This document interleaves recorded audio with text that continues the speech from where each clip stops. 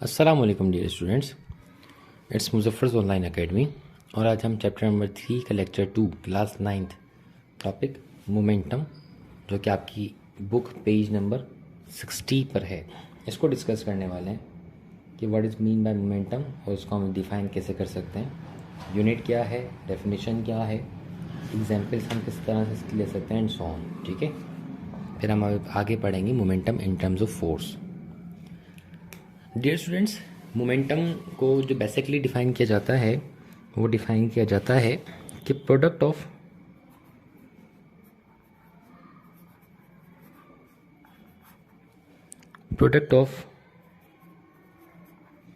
mass and velocity known as momentum. मतलब मास और velocity का जो प्रोडक्ट होता है किसी भी ऑब्जेक्ट का, उसे मोमेंटम कहा जाता है। ठीक है, मोमेंटम बेसिकली है क्या, या हम इसको ये कहते हैं और कि किसी भी ऑब्जेक्ट में क्वांटिटी ऑफ मोशन,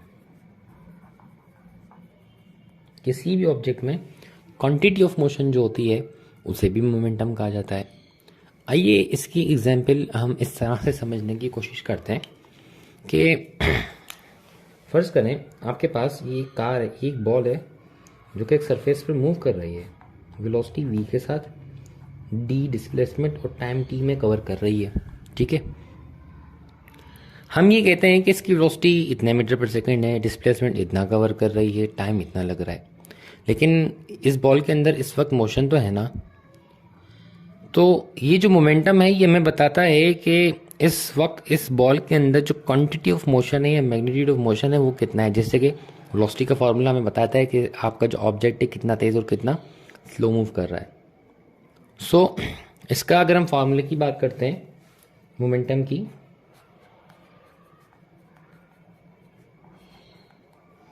फॉर्मूले की बात करते हैं तो डियर स्टूडेंट इसका फॉर्मूला हमारे पास होता है P is equal to mass into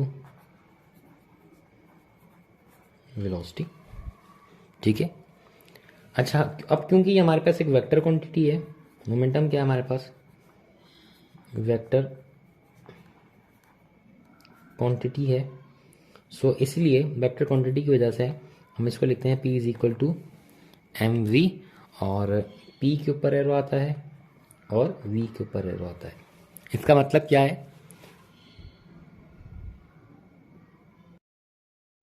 dear students, ये P is equal to mv। अब मैंने P के ऊपर एरो लगाया, V के ऊपर एरो लगाया, इसका मतलब ये है कि आपके पास मोमेंटम एक वेक्टर क्वांटिटी है और मोमेंटम की डायरेक्शन, फर्ज करें कि आपका जो ऑब्जेक्ट है इस तरह से वो यूं मूव कर रहा है, उसकी वेलोसिटी की डायरेक्शन कुछ इस तरह से।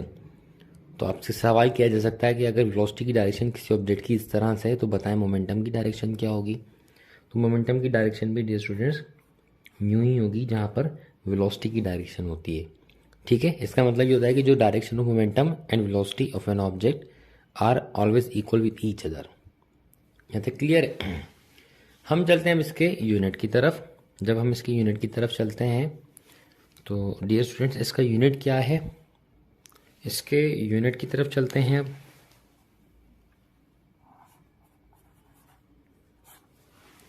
इसका यूनिट किस तरह से ड्राइव किया जा सकता है, आपने फॉर्मूला लिखा P is equal to mv। ठीक है, मैस का जो यूनिट होता है वो आपके पास m is equal to kilogram, और वेलोसिटी का यूनिट होता है मीटर पर सेकंड। सो इस तरह से किलोग्राम मीटर पर सेकंड भी आपके मोमेंटम का यूनिट है। लेकिन इसको हम मज़ीद आगे एलोबरेट करते हैं, वो किस तरह से, now multiply and divide by S second. ठीक है, so it will be equal to kilogram metre per second multiply by S and divided by S. जब हम सेकंड को सेकंड से मल्टीप्लाई करेंगे तो it will be equal to second square, ये हो जाएगा kilogram metre per second square. और आपको याद आ रहा होगा कि जो kilogram metre per second square होता है वो बराबर होता है न्यूटन के, ये मल्टीप्लाई में ये वाला एस, ठीक है। सो हेयर जो मोमेंटम का यूनिट हमारे पास बना वो बना न्यूटन सेकंड, ठीक है।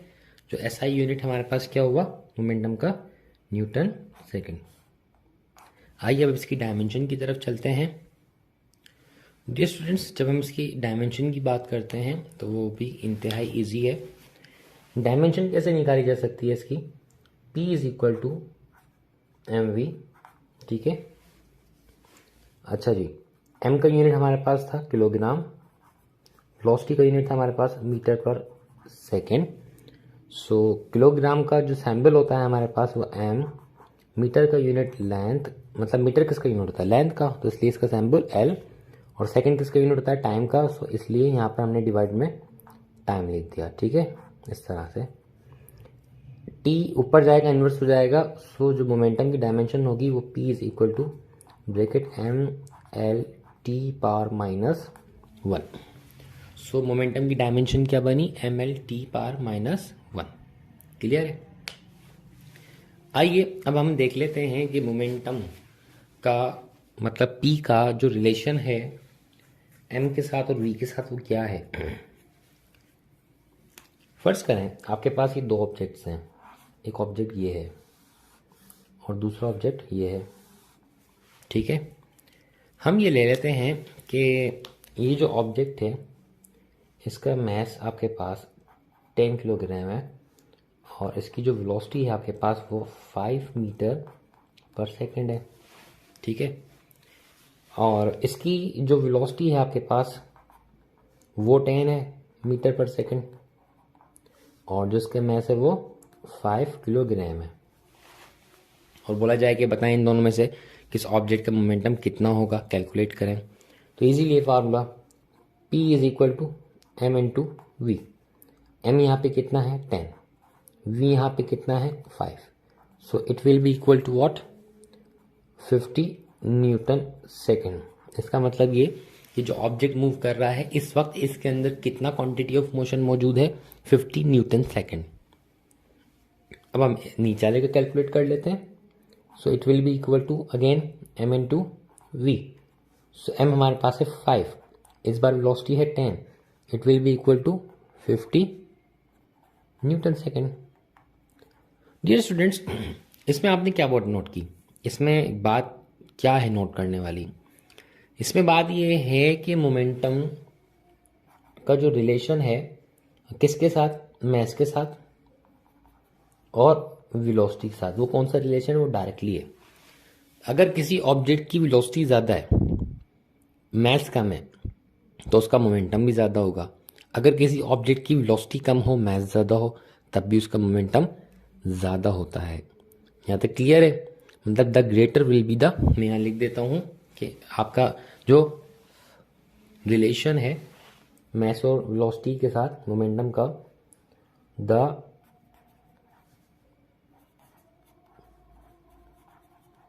greater will be the mass and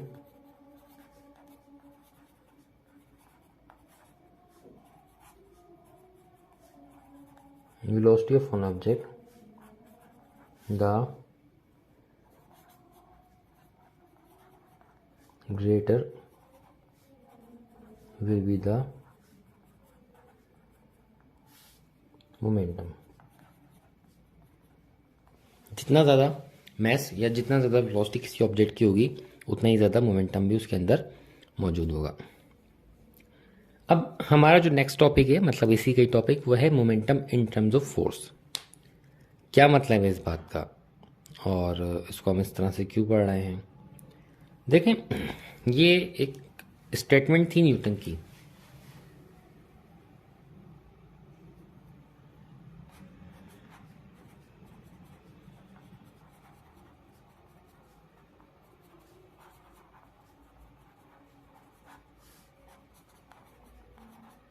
momentum in terms of force.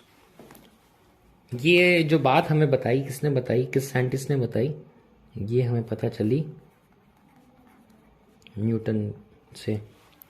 Newton ने फोर्स की एक न्यू डेफिनेशन डिफाइन की, एक्सप्लेन की, और वो डेफिनेशन क्या थी? उसने कहा the rate in which linear momentum, हम जो मोमेंटम पढ़ रहे हैं कौन सा मोमेंटम है? लीनियर मोमेंटम है, क्योंकि अभी हम ऑब्जेक्ट के मोशन को स्टडी तो कर रहे हैं, लेकिन आप देख सकते हैं ये जो ऑब्जेक्ट ही लीनियरली मूव कर रहा है, स्ट्रेट पाथ पर है, वन डायमेंशनल है, 2 और 3 डायमेंशन पर नहीं है। So the rate in which linear momentum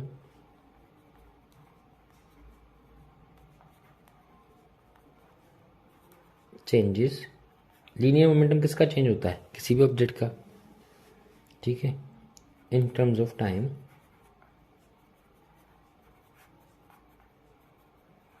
is known as force. क्या बात है डियर स्टूडेंट्स, इस डेफिनेशन को हम किस तरह से समझ सकते हैं, आइए समझने की कोशिश करते हैं। पहले डेफिनेशन को रिपीट करते हैं। The rate in which linear momentum changes, किसका लीनियर मोमेंटम चेंज होने की बात कर रहे हैं हम यहाँ पर? किसी भी ऑब्जेक्ट का, जिस ऑब्जेक्ट को हम स्टडी कर रहे हैं। इन टर्म्स ऑफ टाइम, किसी एक पर्टिकुलर टाइम में, इज नोन एज फोर्स, उसको हम फोर्स कहते हैं। आइए इसको समझने की कोशिश करते हैं। इसके हम एग्जाम्पल एक इस तरह से लेते हैं कि फर्ज करें आपके पास एक ऑब्जेक्ट है, और ये जो ऑब्जेक्ट है ये इस तरह से सरफेस पे मूव कर रहा है, और इस टाइम इसकी जो मैस है हम ले लेते हैं m is equal to 5 kilogram है, और इसमें जो वेलोसिटी है वो 10 मीटर पर सेकेंड है। ये ऑब्जेक्ट कुछ टाइम बाद यहाँ पहुँचता है, लेकिन यहाँ जब ये ऑब्जेक्ट पहुँचता है, वेलोसिटी कांस्टेंट है, यूनिफॉर्म वेलोसिटी के साथ मूव कर रहा है, ठीक है। जब ये ऑब्जेक्ट यहाँ पर पहुँचता है तो मैं क्या करता हूँ कि इस ऑब्जेक्ट पर फोर्स लगा देता हूँ, F फोर्स लगा देता हूँ। फोर्स लगाने से क्या होगा, जब ये ऑब्जेक्ट 10 मीटर पर सेकेंड की स्पीड से मूव कर रहा था, अब इसकी वेलोसिटी चेंज हो सकती है, वो 10 to 12 भी हो सकती है, एंड सो ऑन। ऐसा ही है ना। अगर इस पॉइंट के ऊपर आप, इस पॉइंट से लेकर इस पॉइंट तक आप इसका मोमेंटम चेक करें, वो 50 न्यूटन सेकेंड था, ठीक है। लेकिन जब मैंने इसके ऊपर फोर्स लगाई, फोर्स लगाने से इसकी वेलोसिटी चेंज हुई। वेलोसिटी चेंज होने से क्या होता है कि आपके ऑब्जेक्ट का मोमेंटम चेंज होता है। क्यों? क्योंकि आपका जो मोमेंटम है वो दो चीज़ों पर डिपेंड करता है, ऑब्जेक्ट की वेलोसिटी और ऑब्जेक्ट के मास पर। फोर्स लगाने से क्या हुआ, वेलोसिटी चेंज हुई। जब वेलोसिटी चेंज होती है तो किसी भी ऑब्जेक्ट का मोमेंटम चेंज होता है। तो न्यूटन ने हमें ये कहा कि भाई फोर्स एक ऐसी एजेंसी है, फोर्स एक ऐसी चीज है जो किसी भी ऑब्जेक्ट का मोमेंटम चेंज कर देती है। लेकिन जब इस ऑब्जेक्ट का मोमेंटम चेंज हो रहा होगा तो इस चेंज होने में कोई टाइम लग रहा होगा। तो the rate in which linear momentum of an object changes, किस तरह से चेंज होता है? ऐसे आप किसी भी डायरेक्शन में उसके ऊपर फोर्स लगा दें तो इससे हम कहते हैं फोर्स, ठीक है, जो ऑब्जेक्ट का मोमेंटम चेंज कर रही है। इसका जो फॉर्मूला है, जो फॉर्मूला हमें बताया गया, वो फॉर्मूला कुछ इस तरह से हम लिख लेते हैं कि F is equal to del P divided by T। क्या मतलब है डियर स्टूडेंट्स इसका? डेल P का मतलब है the rate of change in linear momentum per unit time is called force. ये भी फोर्स की डेफिनेशन है। देखिए डेल जब हम इस्तेमाल करते हैं इसका मतलब हम किसी वेक्टर के अंदर चेंज ला रहे हैं, और चेंज हमेशा कहाँ से लाया जाता है? Del P is equal to final to initial लाया जाता है, ऐसा ही है। सो जब हम ऑब्जेक्ट के मोमेंटम PF चेंज करते हैं तो वो चेंज फाइनल टू इनिशियल लिया जाता है। तो हमने यहाँ पे देखें फाइनल टू इनिशियल चेंज लिया। अब इस वैल्यू को आप यहाँ पर पुट कर दें, so it will be equal to F PF minus PI divide by T, ठीक है। एक फॉर्मूला तो आपके पास ये ड्राइव हो गया है किसका? फोर्स का। आइए इसको हम मजीद आगे लेके चलते हैं, इसी फॉर्मूले से बात करते हैं। देखें T यहाँ डिवाइड, वहां जाकर multiply, so del P is equal to again F/T, ठीक है। अगर हम इसके यूनिट की बात करते हैं तो यूनिट आपके पास फोर्स का क्या होता है, न्यूटन होता है, और टाइम का क्या होता है, सेकंड होता है। सो हमारे पास जो यूनिट बना वो न्यूटन सेकंड बना, ठीक है। मोमेंटम का यूनिट तो आप जिस भी फॉर्मूले से ड्राइव करेंगे वो एब्सोल्युटली न्यूटन सेकंड ही आना है। यहाँ तक क्लियर है। So this is the momentum in terms of force. आपने अक्सर देखा होगा, वो क्या देखा होगा, मैं एक आपसे क्वेश्चन करता हूँ, क्वेश्चन का रिप्लाई आपने लाजमी देना है कि फ़र्ज़ करें मैं एक पिक्चर यहाँ पे बना देता हूँ उस क्वेश्चन की, कि आपके पास एक ग्राउंड है, ठीक है, इस तरह से ग्राउंड है, और इस ग्राउंड में एक बंदा खड़ा हुआ है और यहाँ पे एक बैट्समैन है,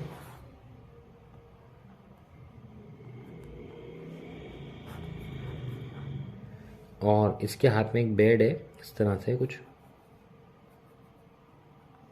और ये इसको बॉल थ्रो करवाता है, ठीक है। एब्सोल्युटली जब ये हिट करेगा तो बॉल लेट सपोज उड़ती हुई इसके पास आती है और ये कैच करने की कोशिश करता है। आपने अक्सर देखा होगा जब क्रिकेटर्स बॉल को कैच कर रहे होते हैं तो वो अपने हाथ पीछे करके उस बॉल को पकड़ते हैं। ऐसा क्यों होता है, क्या वजह है, वो उसी पोजीशन पर रह के बॉल को क्यों कैच नहीं कर सकते। So this is your assignment question, और आपने इसका रिप्लाई मुझे लाजमी देना है। Thank you so much, take care of your self, अल्लाह हाफिज़।